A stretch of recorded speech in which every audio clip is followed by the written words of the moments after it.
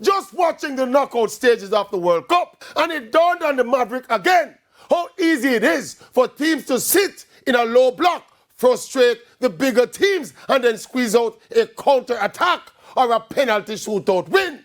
That can easily happen to any big team in any of the 4 consecutive knockout games it takes to win the World Cup.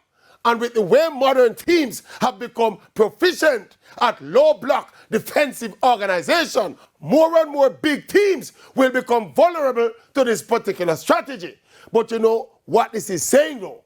In those 4 knockout games, over those 90 minutes of regular time and the additional 30 minutes if needed, that should be more than enough time for the great teams, the great coaches, and the truly great players to handle them business and get the job done and avoid that notorious lottery called the penalties. Many times it takes small margins to clutch greatness from the jaws of mere competence.